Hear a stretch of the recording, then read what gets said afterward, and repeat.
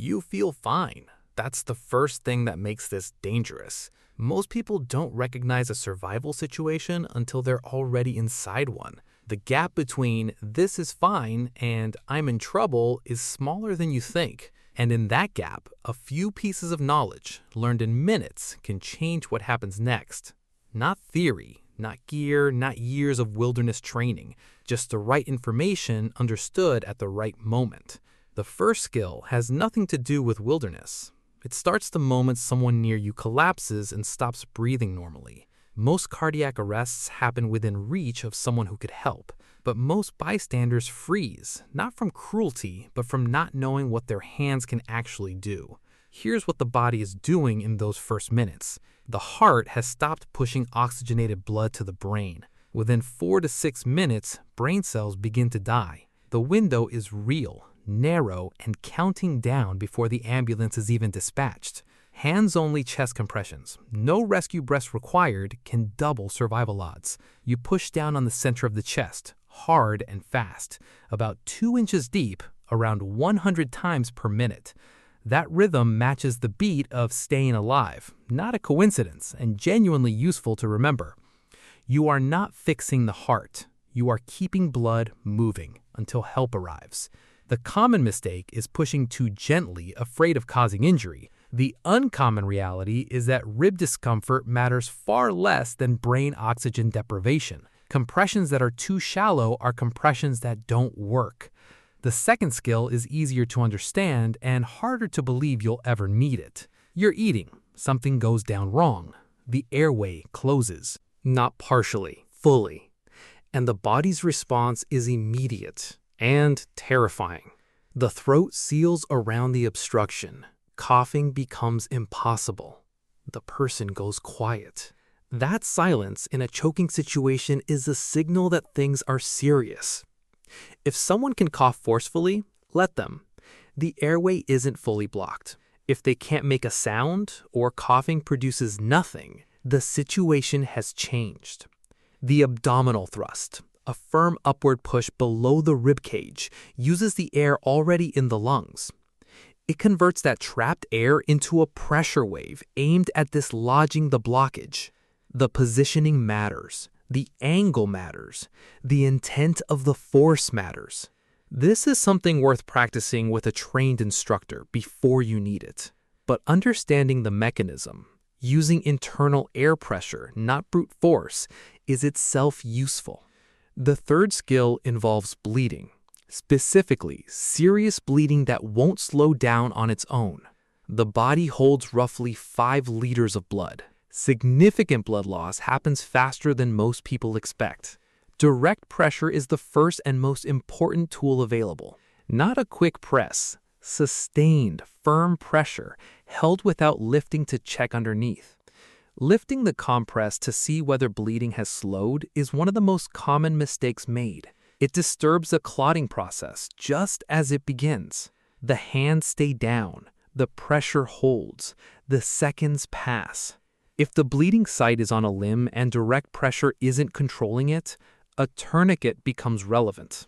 Commercial tourniquets exist. Improvised ones are a last resort and require real knowledge to apply safely. The principle, restricting blood flow above the wound, is straightforward. The execution under stress, with shaking hands and time pressure, is where training matters enormously. The fourth skill doesn't require touching anyone. It requires knowing where you are well enough to tell someone else. When emergency services receive a call, the first question is always location, not symptoms, not what happened. Where are you? In an unfamiliar area, that answer is harder than it should be. Street signs, landmark names, mile markers, building numbers, anything fixed and specific. In rural or wilderness settings, a compass bearing and known reference point matter more than a pin dropped on a phone. Cell service fails in the places where emergencies happen most often. A downloaded offline map, checked before you leave, costs nothing and can change everything. Knowing your rough coordinates, even approximately, gives rescue services a starting radius to work from. The fifth skill is about temperature, specifically what happens when the body starts losing it. Cold doesn't kill quickly in the way people imagine from movies. It kills through a slow, deceptive sequence that the person experiencing it often doesn't recognize. The body begins pulling blood away from the limbs to protect the core organs. Fingers go numb first, then hands become clumsy. Fine motor control disappears quietly. The person may feel less cold as this progresses, not more. That false comfort is one of the most dangerous signals the body sends. Shivering is actually a good sign. It means the body is still fighting to generate heat. When shivering stops suddenly, it doesn't mean the person has warmed up. It often means the body has run out of the energy needed to shiver. Thinking slows. Decisions become harder. Judgment becomes unreliable, often without the person noticing. Someone in early-stage hypothermia may insist they are fine while standing in wet clothing in the wind. The mistake is trusting that self-report. Getting out of wet clothing, blocking wind, and adding insulation addresses the actual problem. Dry layer trapping still air against the body slows heat loss, better than any amount of willpower. The sixth skill is recognizing when a burn is more serious than it appears. Superficial burns, redness, mild pain, and intact skin are painful but manageable. Deeper burns often hurt less. That reduction in pain is a warning, not reassurance. Nerve endings in the damaged tissue have stopped sending signals. The area looks waxy, pale, or leathery. The skin may blister slowly or not at all. Running cool water over a burn, not ice, not butter, not toothpaste, is the correct immediate response. Cool, clean water for 10 to 20 minutes reduces tissue damage and manages pain. Ice constricts blood vessels at the site and worsens outcomes. It feels intuitive. It's counterproductive. Covering the area loosely with a clean, non-stick material protects it until proper care is available. A burn covering a large surface area or located on the face, hands, or joints needs medical evaluation regardless of depth. The seventh skill takes about 90 seconds to understand and could matter more than most people expect. Someone is having a seizure near you. Your instinct is to hold them still or put something in their mouth. Both instincts are wrong, and both can cause direct harm. The airway doesn't need to be forced open during most seizures. The jaw doesn't need restraint. The tongue cannot actually be swallowed. What the person needs is space, a soft surface under their head if possible, and time. Turn them gently onto their side after the main movements stop. This helps keep the airway clear. Stay with them. Note how long it lasted. Keep others back. If the seizure continues beyond 5 minutes, or if a second one follows quickly, emergency services are needed. Most seizures end on their own within 1 to 3 minutes. The danger isn't usually the seizure itself, it's well-meaning interference that causes the injury. The eighth skill connects all of them in a way that isn't obvious until you see it clearly. Every skill here shares the same foundational requirement: staying functional under stress. The human stress response is not designed for modern emergencies. It was built for threats that required running or fighting, not thinking clearly while someone needs help. Adrenaline narrows attention. Tunnel vision sets in within seconds of a perceived threat. Hands shake. Breathing shallows. Time perception distorts. People report that emergencies felt like they lasted much longer or much shorter than they actually did. This isn't weakness. It's biology operating exactly as designed, just in the wrong context. The way to work with it rather than against it is preparation before the moment arrives. A skill practiced even once under calm conditions performs better under pressure than a skill only read about. The brain stores procedural memory differently from factual memory. Reading that compressions should be 2 inches deep is information. Having pushed against a training mannequin and felt that resistance, that becomes something the hands remember. This is why the 10 minutes that matter most aren't spent watching a video in a crisis. They're spent in a quiet moment, before anything has gone wrong, building a reference the body can access later. The ninth skill isn't a technique, it's a habit of noticing.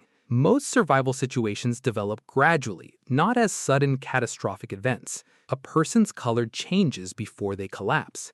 A fire smells before it spreads. Weather shifts before it becomes dangerous. Footing becomes uncertain before someone falls. The skill is learning to take early signals seriously instead of waiting for certainty.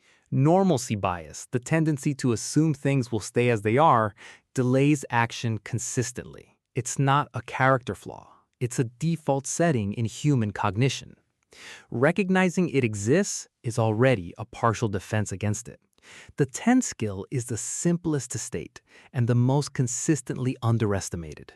Know where the exits are, know where the first aid kit is, know the emergency number where you are. Not the number from home, the number that works where you are standing right now. In the US, it's 911. In the UK, it's 999. Across most of Europe, it's 112. In many countries, 112 works even without a SIM card, even without signal on most networks. One number, stored in memory before it's needed, removes a decision from a moment when decisions are hardest. These skills share something that makes them different from most survival content. None of them require special equipment. None require exceptional physical ability. None of them work better for people who are fearless. They work for people who knew what to do before the situation asked them to know it. That's the actual advantage. Not courage, not gear, not instinct. Just prior knowledge recalled under pressure, applied with enough steadiness to matter. Real emergencies are unpredictable. Outcomes depend on conditions, timing, and factors no one controls. What a trained bystander can control is the window between something happening and professional help arriving. That window is where these skills live. In real life, emergencies require proper training, qualified professionals, and guidance specific to your location. A first aid course, even a short one, gives hands-on practice that no video or article can fully replace. What stays with you from this isn't a checklist. It's an understanding of what the body does, what time does, and what a calm, prepared person can actually change. The people who help in those first minutes aren't usually heroes. They're just the ones who already knew what their hands could do.